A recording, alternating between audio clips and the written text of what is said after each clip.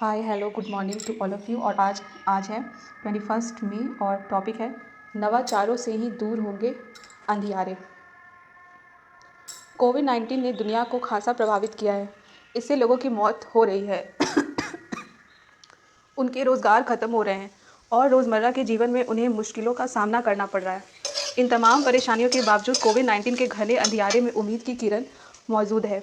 यह संकट दरअसल विभिन्न क्षेत्रों में इनोवेशन यानी नवाचार को बढ़ावा दे सकता है और बिल्कुल नए तरीके से सोचने वाला समाज गढ़ सकता है। अतीत में भी महामारी ने नवाचार को गति देने का काम किया है और नए विचारों के साथ बदलाव को मुमकिन बनाया है। जैसे 2002 में चीन और अन्य पूर्वी एशियाई देशों ने फैले सार्स ने दुनिया को बदल दिया था।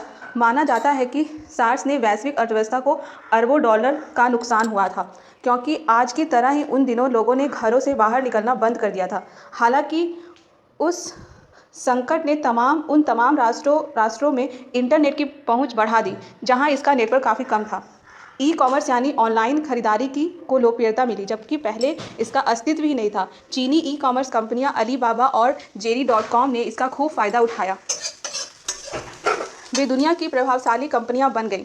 इसलिए मौजूदा कोविड-19 संकट के दौरान अलीबाबा या JD.com से बड़ी किसी भारतीय कंपनी के सृजन का सपना देखना लाजमी है। भारत में पिछले एक दशक में इंटरनेट और स्मार्टफोन ने गहरी पैठ बनाई है।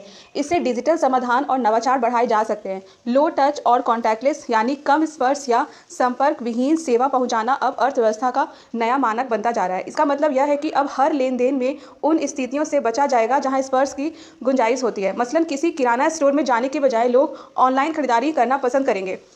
डॉक्टर भी मरीज को क्लिनिक में बुलाने से बेहतर ऑनलाइन देखना चाहेंगे। आने जाने से तौबा करके लोग ऑनलाइन ही भेंट मुलाकात करेंगे। इसलिए लो टच को केंद्र में रखकर कई तरह के नए इनोवेशन हो सकते हैं। ये लंबे समय तक सामाजिक बदलाव के कारक भी बनेंगे, जैसे पोस्टमेट्स और इंस्टाकार्ट्स जैसे स्टार्टअप कुरियर बॉयज़ और ग्राहक के बीच संपर्क कम करने के लिए कॉन्टैक्टलेस डिलीवरी कर रहे हैं। कोविड-19 महामारी ने सामाजिक और व्यावसायिक नियम बदल दिए हैं। वर्किंग फ्रॉम होम यानी घर से काम अब सामान्य बात हो गई है, क्योंकि यह व्यवस्था आर्थिक रूप से किफ़ायती है व कामकाज के लिहाज से लचीली भी। चूँकि असल संपत्ति की कीमतें आसमान छू रही हैं, इसलिए आजकल बड़े शहरों में ऑफिस रखना महंगा सौदा साबित हो रहा है। इसके अलावा फर्नीचर, पार्किंग, साज सज्जा, परिवहन आदि पर भी कंपनियों को बहुत खर्च करना पड़ता है। लिहाजा अपने कर्मियों को घर से काम करने की अनुमति देकर कंपनियां इस तरह के खर्च कम कर सकती हैं। महानगरों या बड़े शहरों में भी एक ही स्थान पर आपसी तालमेल करके 2-3 कंपनियों को चलाने का चलन लोकप्रिय होने ही लगा है। चूँकि इस व्यवस्था में कम संख्या में लोग आना जाना करेंगे, इसलिए प्रदूषण भी कम होगा, सार्वजनिक परिवहन पर भार घटेगा और ईंधन जैसे बहुमूल्य राष्ट्रीय संसाधन की बचत होगी। मौजूदा उथल पुथल में उद्योग जगत इंडस्ट्री 4.0 यानी चौथी औद्योगिक क्रांति की ओर बढ़ने का प्रयास करेंगे। इससे कारोबारी दुनिया में महत्वपूर्ण बदलाव आएंगे। फैक्ट्रियाँ ऑटोमेशन अपनाएंगी, रोबोटिक्स का इस्तेमाल ज़्यादा होगा। इंटरनेट ऑफ थिंग्स बहुत सारे लोगों के रहन सहन और कामकाज को बदल देगा, क्योंकि घरों और ऑफिस में बौद्धिक उपकरणों पर हमारी निर्भरता बढ़ जाएगी। एक ड्रोन से कई तरह के सामान मुहैया कराए जा सकते हैं।